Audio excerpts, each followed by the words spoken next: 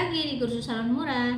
Di video kali ini mau jawab pertanyaan di videoku yang cara perhitungan harga smoothing di salonku. Jadi ada yang tanya gini, dari M. Rofi, Mbak mau nanya, kalau smoothing itu apa bisa merusak rambut? Jawabannya bisa apabila dilakukan oleh orang yang bukan berkompeten di bidangnya. Kenapa saya bilang seperti itu? Semualah, bukan hanya smoothing lah, yang lain lah. Kalau bukan bidangnya dikerjakan otomatis berantakan. Paling tidak kita ketika melakukan pekerjaan yang namanya smoothing rambut itu dilakukan orang yang ahli atau profesional. Kamu harus kursus dulu kalau memang kamu tidak dibekali yang namanya ilmu. Ilmu apakah? Ilmu bakat dari dirimu sendiri. Karena tidak semua orang ya memiliki hal yang sama, dalam arti ada orang yang sekali lihat tapi dia ini paham dan mengerti meskipun dia nggak kursus. Bahasanya itu ilmu otodidak. Apakah itu menjanjikan? Bisa jadi menjanjikan kalau orang ini memang ininya begini dan dia sering mencoba sendiri, entah itu mempraktekkan di dirinya sendiri ataupun mempraktekkan ke orang-orang sekitar terdekatnya. Kalau kalian misalkan tidak bakat untuk otodidak, ya kalian harus kursus salon. Ataupun kamu juga bisa diganggu sama orang. Sampai mana tadi ya? Jadi nggak semua orang bisa yang seperti otodidak tadi. Ada orang yang memang harus kursus, karena apa? Perlu bimbingan. Nggak bisa yang dia ilmu raba-raba atau hanya sekedar melihat terus dia bisa. Itu ada orang tipikal seperti itu. Makanya kalian harus kursus supaya kalian menjadi tenaga ahli dan mengerti di bidangnya. Terus lagi paling tidak kamu harus bisa atau ada pengalaman bekerja di salon. Ketika kamu mendapatkan pengalaman di salon, sedikit banyak ilmu yang kamu dapat itu juga mumpuni. Kamu bisa praktekkan di orang sekitar kamu. Bahkan kalau kamu sudah ahlinya, berkata sudah berpuluh-puluh tahun ikut salon, kamu bisa buka sendiri. Itu berarti kamu ada skill. Dimana ketika kamu mencari skill itu, kamu bekerja ikut orang, dalam arti ikut di salon. Jadi ya, smoothing itu berbahaya apabila dilakukan orang yang tidak profesional. Smoothing akan menjadi hal yang bagus hasilnya, baik hasilnya apabila dilakukan orang yang tepat.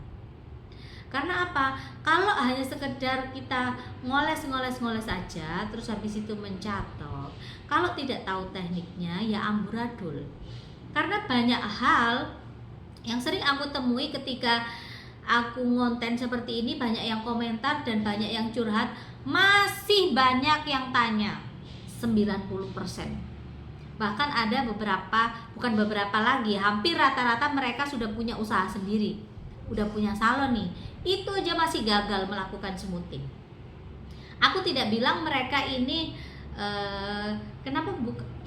kenapa maksudnya sudah mempunyai salon kok masih gagal. Bukan perkara seperti itunya ya, tapi lebih di mana jenis-jenis rambut setiap orang ini berbeda. Terkadang mungkin selama kamu kursus kamu mendapatkan yang normal-normal, sedangkan ketika kamu membuka usaha, kamu jebret, kamu dapat rambut yang mungkin di luar nurul, yang molor segala macam, tapi pengen tetap diluruskan.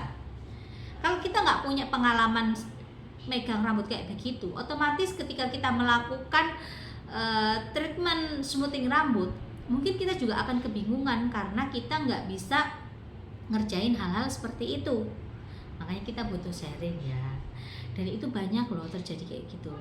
Padahal rambutnya normal nih, kenapa masih ngekrus di bawahnya? Apanya yang salah? Terkadang mereka yang kursus aja tekniknya juga kurang tepat. Nah, gimana Kak caranya supaya kita itu bisa mengerjakan dengan baik dan benar meskipun jenis rambut customer kita ini berbeda-beda? Jam terbang kamu tinggi ya, otomatis pengalaman yang kamu dapatkan akan jauh lebih banyak. Aku tidak bilang diri saya ini benar ataupun baik, enggak.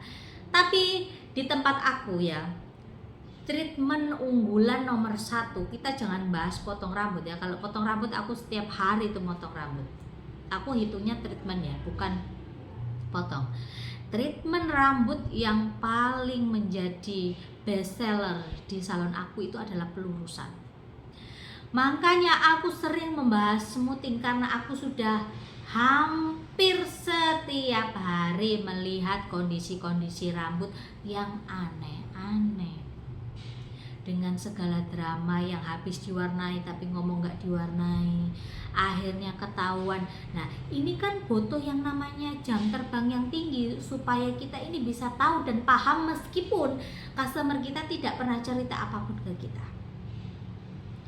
Nah terkadang mungkin beberapa orang tidak memiliki privilege itu ya kan.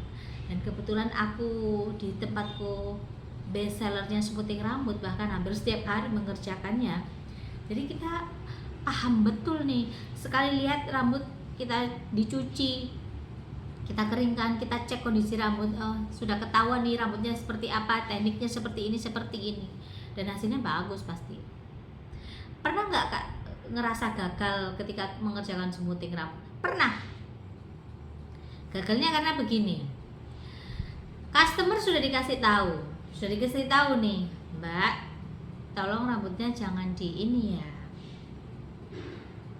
tolong rambutnya jangan beginiin ya. Tetap begitu, pasti ada yang tidak sempurnanya, tapi tidak sempurnanya paling ya melengkung cuman di bagian tertentu aja, dan itu cuman sedikit. Nah, hal seperti itu perlu kita perhatikan ya. Jadi tidak ada salahnya ketika kalian melakukan smoothing rambut, sah-sah aja, baik aja. Yang penting kamu cari salon-salon di mana salon itu sudah berkompeten, sudah diuji, jam terbangnya sudah tinggi, dan carilah memang yang harganya sesuai dengan kamu. Dan jangan juga cari yang terlalu murah juga. Bukan aku untuk menyuruh kalian jangan pergi ke tempat yang murah. Kalau tempat yang murah itu nggak bagus, nggak begitu. Maksudnya seperti ini, kita mikirnya logikanya aja. Contohnya nih, aku pernah lihat ada smoothing rambut itu yang tebal sekali, panjang sekali, tapi dihargain dengan harga yang sama. Contohnya misalkan ini 100.000. Bukannya apa-apa, terkadang kita obat setengah kilo aja, itu kalau rambutnya tebal sekali itu bisa makan setengahnya. Ambil keuntungannya dari mana? Mengerjakannya bagaimana? Apakah jasanya tidak dihitung, hanya sekedar mencari ramenya? Kalau yang seperti itu, otomatis kalian jangan bertanya kualitas, asal lurus aja. Tidak bisa lurus sesuai dengan keinginan kamu. Tapi kalau kamu smoothing di mana harganya sesuai dengan apa yang kamu inginkan, otomatis dia harganya sedikit mahal tapi menjualnya kualitas. Jadi banyak hal ya yang patut kita perhatikan. Jangan ngejudge, oh salon ini mahal, salon ini murah, salon ini mahal sekali. Kita juga harus lihat jam terbangnya, kita juga harus lihat fasilitasnya, kita juga harus lihat di mana ada berapa pegawainya di situ. Ya, hal-hal seperti itu kan patut diperhitungkan ya kalau kita itu membuka usaha. Jadi itu aja sharing-sharing kita soal smoothing rambut. Sekali lagi, smoothing rambut tidak berbahaya ya. Jadi melebar kemana-mana aku ceritanya. Itu ya aja yang mau aku sampaikan buat kamu yang nanya. Silakan pergi ke salon-salon yang memang kamu seret untuk pergi ke situ, dan jangan dilakukan sendiri asal coba-coba, nanti takutnya berimbas di mana overtime akhirnya rambut jatuhnya patah-patah, ataupun bisa paling ekstrimnya juga bisa terjadi pitak kalau kalian ini tidak tahu cara bermainnya. Terima kasih buat kalian yang udah nonton video ini. Bye bye.